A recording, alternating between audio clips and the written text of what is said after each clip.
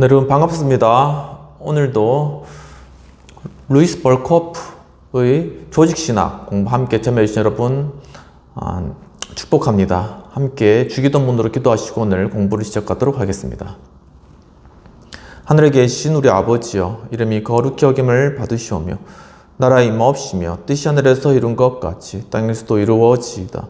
오늘날 우리에게 일용할 양식을 주옵시고 우리가 우리에게 죄 지은 자를 사하여 준 것 같이 우리 죄를 사하여 주옵시고 우리를 시험에 들지 말게 하옵시고 다만 악에서 구하옵소서. 대개 나라와 권세권이 아버지께 영원히 있사옵나이다. 아멘. 우리가 지난 시간까지 어떤 예정론과 관련된 그러한 내용들, 교리적인 부분들을 배웠습니다. 오늘은 구체적으로 예정의 부분들이라는 그러한 제목으로 선택이라는 그러한 주제부터 함께 공부해 나가도록 하겠습니다. 첫 번째는 선택의 성경적인 개념입니다. 성경은 선택을 한 가지 이상의 의미로 언급하고 있는데, 첫 번째, 특별한 특권들과 직무들을 위한 백성인 이스라엘의 선택입니다. 두 번째로는 어떤 직분에 대한 혹은 어떤 직무 수행을 위한 개인들의 선택이 되겠습니다. 세 번째로는 하나님의 자녀와 영원한 영광의 상속자가 되도록 하기 위한 개인의 선택이 되겠습니다. 마지막 항목이 여기에서 예정의 한 부분으로 고려되는 선택이 되겠습니다. 그것은 하나님이 그의 주권적인 선하신 기뻐하심 속에서 또한 인간들 속에 아무런 예견된 공로가 없으므로 일정 수의 인간들을 영원한 구원과 특별 은혜의 수령자들이 되도록 선택하시는 하나님의 영원하신 행동이라고 정의되는 것입니다. 좀 더 간략하게 그것은 예수 그리스도를 통하여 어떤 사람들을 구원하시려는 하나님의 영원한 목적이라고 언급될 수가 있는 것입니다. 두 번째는 선택의 특징들이 되겠습니다. 선택의 특징들은 일반적인 작정의 특징들과도 동일하다고 볼 수 있겠습니다. 첫 번째, 선택의 작정은 하나님의 주권적인 의지, 즉 그의 신적인 선하신 기뻐하심의 표현이 되겠습니다. 이것은 무엇보다도 중보자이신 그리스도가 어떤 이들이 주장하듯이 선택의 강제적 원인 혹은 동작적이거나 공로적인 원인이 아니라는 사실을 의미하는 것입니다. 그는 선택의 실현의 중보적인 원인과 신자들이 선택되는 구원의 공로적인 원인으로 불릴 수 있지만 선택 자체의 동작적이거나 공로적인 원인은 아닌 것입니다. 이것은 불가능합니다. 왜냐하면 그리스도가 스스로 예정과 선택의 대상이시기 때문이며 또한 그가 구원의 계획에서 스스로 중보적인 사역을 감당하셨을 때 이미 그에게 주어진 일정 수가 있었기 때문입니다. 선택은 논리상 화목의 계획보다 먼저 일어나는데 하나님의 선택적인 사랑은 아들의 파송보다 앞서는 것입니다. 선택의 작정이 신적인 선하신 기뻐하심에서 기원한다고 말함으로써 예견된 신앙이나 선행과 같이 인간 속에 있는 어떤 것에 하여 선택이 결정된다는 개념이 또한 배제되는 것입니다. 두 번째, 선택의 작정은 불변적이며 따라서 선택자의 구원을 확실하게 한다라는 것입니다. 하나님은 자신의 능력에 의하여, 즉 자신이 예수 그리스도 안에서 성취하시는 구원 사역에 의하여 선택의 작정을 실현하십니다.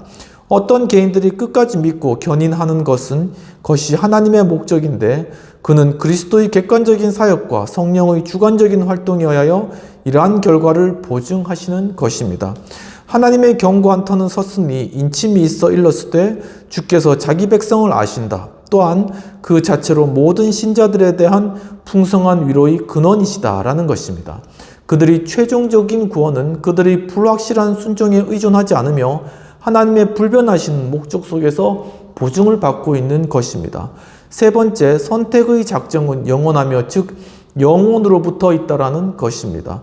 이 신적인 선택은 그것이 이 생에서의 하나님의 특별한 은혜의 향유를 위한 것이든지 혹은 특별한 특권들과 책임 있는 직무들을 위한 것이든지 혹은 이후의 영광의 상속에 대해서든지 간에 일시 현세적인 선택과 동일시되어서는 안 되며 영원한 것으로 간주되어야 하는 것입니다. 네 번째, 선택의 작정은 무조건적이다라는 것입니다. 선택은 알미니우스주의자들이 가르치듯이 결코 예견된 신앙이나 인간의 선행에 의존하지 않으며 신앙과 선행의 창시자이신 하나님의 주권적 선하신 기뻐하심에 전적으로 의존하는 것입니다. 모든 사람들이 죄인이며 하나님의 복들을 상실하였기 때문에 인간들에게는 그러한 구별을 위한 아무런 기초도 존재하지 않으며 뿐만 아니라 신자들의 신앙이나 선행조차도 하나님의 은혜의 열매이기 때문에 하나님에 의하여 예견된 이것들마저도 그러한 기초를 제공할 수가 없습니다. 다섯 번째로 선택의 작정은 불가항력적이라는 것입니다. 이것은 인간이 어느 정도 그것의 실행을 반대할 수 없다는 것을 의미하지는 않으며 그의 반대가 효과가 없다는 것을 의미합니다. 그것은 하나님이 그의 작정의 실행에 있어서 인간의 의지를 인간의 자유행위와 일치하지 않는 방식으로 억누르신다는 것을 의미하지도 않습니다. 하지만 그것은 하나님이 인간의 영혼을 감화하거나 할 수 있어서 사람으로 하여금 이것을 의도하도록 하신다는 것을 의미합니다. 여섯 번째, 선택의 작정은 불의한 것으로 비난될 수가 없습니다. 하나님이 어떤 이들에게는 은혜를 베푸시고 다른 이들은 그대로 지나치신다는 사실이 하나님께서 불의하다고 하는 비난을 정당화시키지는 않습니다. 우리는 한편이 다른 한편에 대하여 주장할 권리가 있을 때에만 불의를 말할 수가 있습니다. 만약 하나님이 죄의 용서와 영생을 모든 사람에게 비치고 있다면 하나님께서 단지 그들 중 제한된 사람들만을 구원하셨다는 사실은 불의한 일이 될 수 있을 것입니다. 그러나 죄인은 절대로 신적인 선택으로부터 흘러나오는 복들을 요구할 아무런 권리나 주장도 없습니다. 사실상 그는 이러한 복들을 상실하였습니다. 우리는 하나님이 어떤 이들은 선택하시고 다른 이들은 지나치시는 데 대해 하나님이 설명하시도록 요청할 만한 아무런 권리도 없을 뿐만 아니라 그가 어떤 사람은 구원하지 않으셨다 하더라도 그가 완전히 의로우시다는 점을 인정해야 하는 것입니다. 세 번째는 선택의 목적이 되겠습니다. 이 영원한 선택의 목적은 이중적입니다. 첫 번째는 가장 가까운 목적은 선택자의 구원입니다. 인간이 구원으로 선택된다는 사실을 분명히 하나님의 말씀에서 가르치고 있는 것입니다. 두 번째로는 최종적인 목적은 하나님의 영광이 된다라는 것입니다. 심지어 인간들의 구원조차도 여기에 종속되는데 하나님의 영광이 선택하시는 은혜의 최고 목적이라는 사실이 에베소서 1장 6절, 12절, 14절에서 매우 강조되었습니다. 오늘날 사회복음은 인간이 섬김을 위하여 선택되었다는 사실을 강조하기를 좋아합니다. 이것이 구원과 하나님의 영광을 위한 인간의 선택을 부인하기 위하여 의도된 것이라면 그것은 명백하게 성경에 위배되는 것입니다. 그러나 선택자들이 섬김 혹은 선행을 위하여 예정되었다는 생각 그 자체로만 놓고 보면 전적으로 성경적이지만 이 목적은 이미 지적된 목적들에 대하여 보조적인 것입니다. 두 번째는 유기가 되겠습니다. 리프로베이션입니다. 우리의 신앙 고백의 표준들은 유기도 언급합니다. 아우구스티누스는 선택론과 마찬가지로 유기론을 가르쳤지만 이 난해한 교리는 상당한 반대에 부딪혔습니다. 로마 가톨릭과 루터파의 대다수 알미니우스주의자들과 감리교인들은 일반적으로 이 교리를 절대적인 형식에 있어서 거절하였습니다. 만약에 그들이 여전히 유기에 대하여 말하고 있다면 그것은 단지 예지에 기초한 유기일 뿐입니다. 칼빈이 이 교리의 중요성을 깊이 인식하였다는 사실은 그가 유기론을 두려운 작정으로 언급하고 있는 사실로 보아 아주 분명합니다. 그런데도 그는 자기가 중요한 성경적인 진리로 간주하였던 것을 스스로 부정할 마음은 없었습니다. 오늘날 개혁주의자라고 주장하는 어떤 학자들이 이 교리를 피하고 있습니다. 바르트는 그리스도 안에서의 하나님의 계시에 대한 인간의 거부에 의거하고 있는 유기를 가르칩니다. 브루너는 바르트보다 더 성경적인 개념을 가진 것으로 보이지만 유기론을 완전히 거부하였습니다. 그는 유기론이 논리상 선택론으로부터 추론된다는 것을 인정하지만 이 경우에 유기론을 성경에서 가르친 바 없다 하여 인간 논리의 지도에 대하여 경고하고 있습니다. 첫 번째, 유기론의 진술이 되겠습니다. 유기는 하나님의 그의 특별한 은혜의 작용으로 어떤 사람들을 지나가시고 그들을 자기들의 죄에 대하여 벌하심으로써 그 공의를 드러내시기로 작정하시는 하나님의 영원한 작정으로 정의가 되는 것입니다. 다음의 요점들은 특별히 강조할 만한 가치가 있습니다. 첫 번째, 유기는 두 가지 요소를 포함하는데 개혁파 신학의 가장 일반적인 표현에 따르면 유기의 작정은 두 요소, 즉 간과 프리테리션과 어떤 사람들을 지나가시는 결정이 되겠습니다. 또 정죄, condemnation, 지나간 사람들을 그들의 죄에 대하여 처벌하시는 결정이 되겠습니다.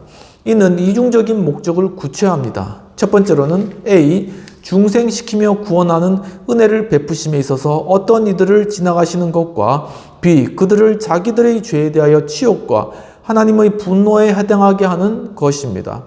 벨기에 신앙 고백은 전자만을 언급하지만 도르트 신조는 후자도 똑같이 잘 언급하고 있는 것입니다. 어떤 개혁파 신학자들은 유기의 작정에서 두 번째 요소를 빼려고 합니다.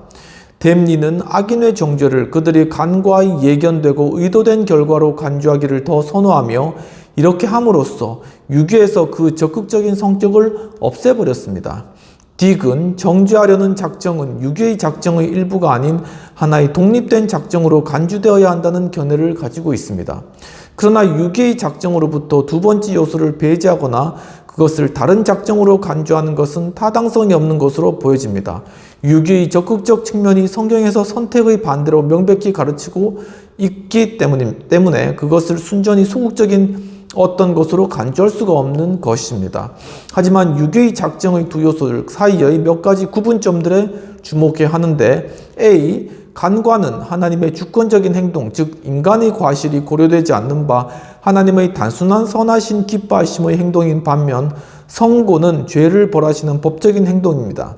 타락 전 선택론자들조차도 정죄에서 죄가 고려된다는 점을 기꺼이 인정하는 것입니다. B로는 간과의 이유는 인간이 알지 못합니다. 모든 인간이 죄인이기 때문에 간과가 죄일 수 없습니다. 우리는 하나님이 자신에게 충분히 선하고 지혜로운 이유들로 인하여 어떤 이들을 지나가신다고 말할 수 있을 뿐입니다. 반면에 정죄의 이유는 알려져 있는데 그것은 죄입니다. C. 간과는 순전히 수동적이며 즉 인간에 대한 어떤 행동이 없이 단순히 지나가는 것이지만 정죄는 효과적이며 적극적인 것입니다. 간과된 사람들은 그들의 죄로 인하여 정죄됩니다. 두 번째로는 그러나 우리는 선택과 유기가 둘 다 절대적으로 확실하게 인간이 예정되는 목적과 그 목적이 실현되는 방편들을 결정하는 것과 같이 그것들 역시 선택의 경우뿐만 아니라 유기의 경우에도 하나님이 자신의 직접적인 능력에 의하여 그가 무엇을 작정하셨든지 간에 다 일으키신다는 생각을 경계해야 하는 것입니다. 이것은 하나님이 선택자의 중생과 소명, 신앙, 칭의, 성화의 조성자이시니 그들에게 직접 작용하여 그들의 선택을 실현하는 것으로 말할 수 있는 반면에 그가 또한 유기자들에게 직접 작용하여 유기자의 타락과 불의한 상태들, 죄악된 행동들에 대한 책임 있는 조성자시니 그들의 유기를 실현시킨다고는 말할 수 없다는 사실을 의미합니다. 하나님의 작정은 의심할 바 없이 세상으로의 죄의 개입을 확실하게 하셨으나 그가 어떤 사람들을 거룩함으로 예정하시는 것과 같이 다른 사람들을 죄로 예정하지는 않으셨습니다. 또한 거룩하신 하나님으로서 그는 죄의 조성자가 되실 수 없습니다. 칼빈이 그의 기독교 강요에서 이 점에 대해 취한 입장은 예정에 대한 칼빈의 논문들에 있는 다음의 몇 구절로 분명히 나타나 있는 것입니다. 비록 하나님의 의지가 만물의 지고하며 제일되는 원인이고 하나님이 사탄과 모든 불경건한 자들을 그의 의지에 복종하게 하신다 하더라도 하나님은 죄의 원인이나 죄의 조성자라고 불릴 수 없으며 또한 어떤 비난도 받으실 수가 없다. 사탄과 유기자들이 하나님의 비밀스러운 결정들을 실행하는 하나님의 종들이며 도구들이라 할지라도 하나님은 불가해한 방법으로 그들의 악에 오염됨이 없이 그들 안에서와 그들을 통하여 역사하신다. 왜냐하면 그들의 악은 비록 그 방식이 종종 우리에게 가려져 있다 할지라도 선한 목적을 위하여 정당하고 의로운 방식으로 사용되기 때문이라는 것입니다. 또한 모든 일들이 하나님의 뜻과 명령에 의하여 일어난다 할지라도 하나님이 죄의 조성자라고 말하는 자들은 무지의 증상으로 행하는 것이다. 왜냐하면 그들은 인간의 타락과 하나님의 숨겨진 정명, 어포인트먼트를 구별하지 못하기 때문이다 라고 하였습니다. 세 번째로는 하나님께서 어떤 사람들을 간과하시기로 결정하셨던 것은 하나님의 보통 은혜에 대한 것이 아니라 그의 특별 은혜, 곧 죄인을 성도로 변화시키는 중생의 은혜에 대한 것이었음을 유의해야 하는 것입니다. 이 생에서 유기자들이 하나님의 은혜를 전혀 받지 못하고 있다고 생각하는 것은 잘못입니다. 하나님은 선택의 목적에 의하여 그의 자연적인 은사들의 분배를 제한하시질 않습니다. 그는 선택과 유기에 의해 이러한 은사들의 양이 결정되도록 허용하시지 않습니다. 유기자들은 종종 선택자들보다도 자연적인 삶의 복들을 더 크게 향유를 하는 것입니다. 후자와 전자를 효과적으로 구분하는 것은 그들이 하나님의 중생시키시고 구원하시는 예수 은혜의 수령자들이 되었다라는 사실입니다. 두 번째는 유기론의 증거가 되겠습니다. 유기론은 상황의 논리로부터 자연스럽게 추론되는데 선택의 작정은 필연적으로 유기의 작정을 함축합니다. 만약 무한한 지식을 소유하신 전지하신 하나님이 영원히 어떤 사람들을 구원하기로 의도하셨다면 그는 사실상 또한 다른 사람들을 구원하지 않기로 의도하셨다라는 것입니다.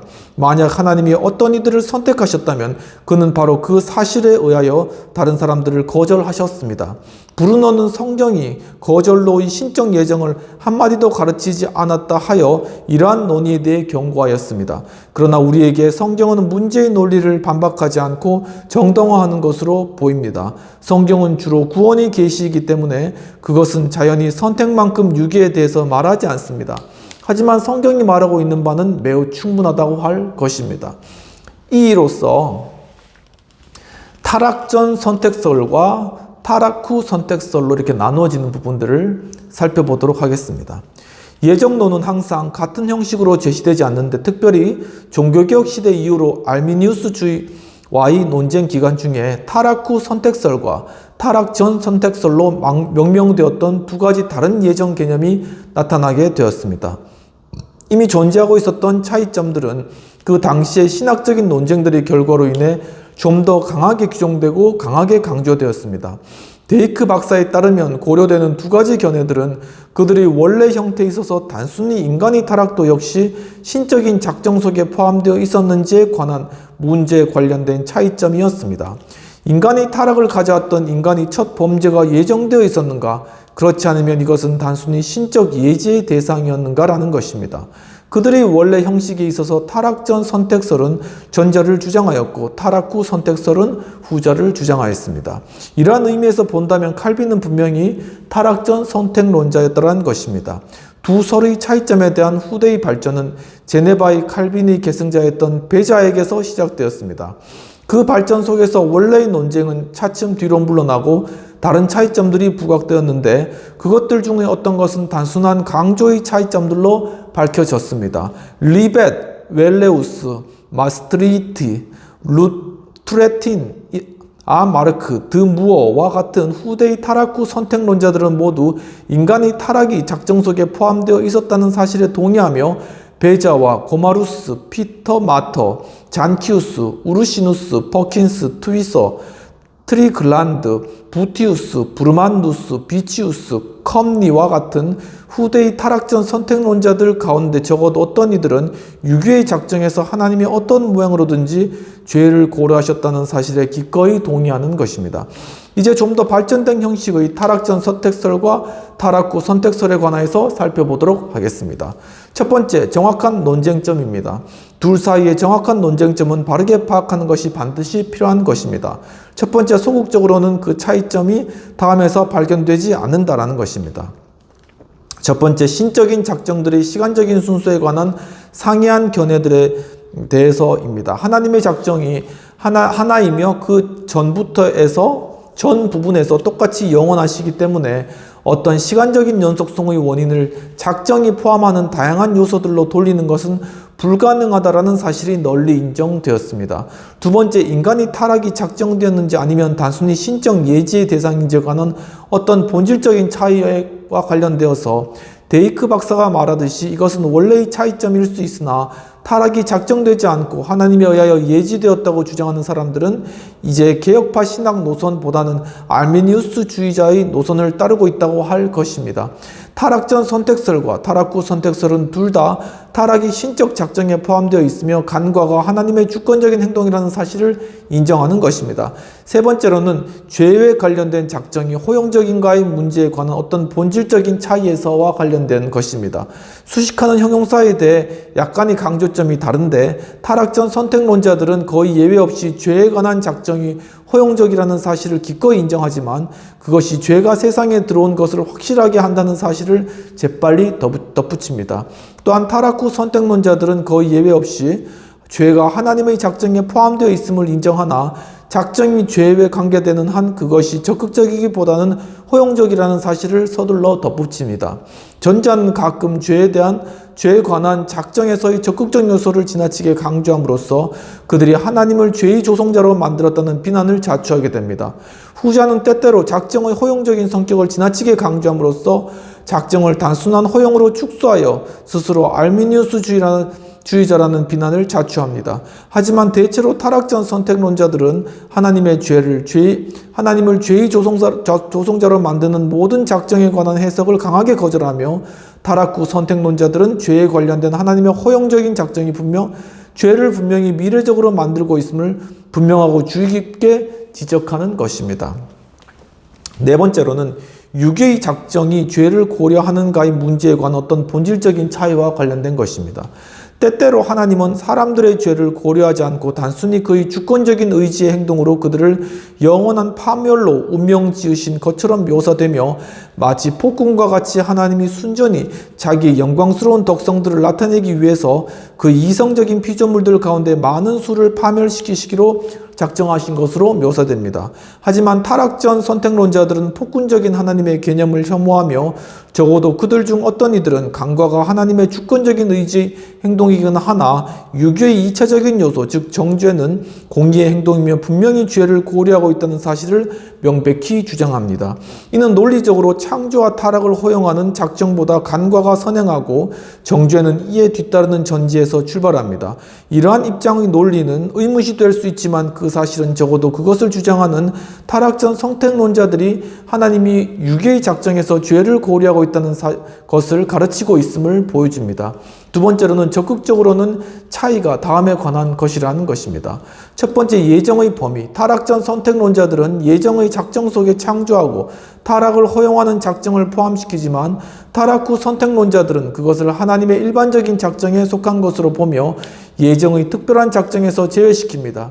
전자에 따르면 인간은 예정의 작정에서 창조되고 타락된 자가 아니라 창조되고 타락될 자로 나타납니다.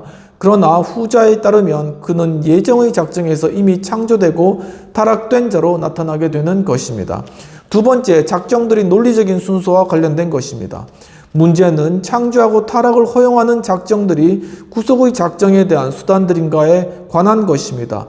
타락 전 선택론자들은 이성적인 정신이 계획을 할 때 목적에서 수단으로 역행하여 움직이므로 계획에서는 처음인 것이 성취에서는 마지막이라는 가정에서 논리를 전개합니다.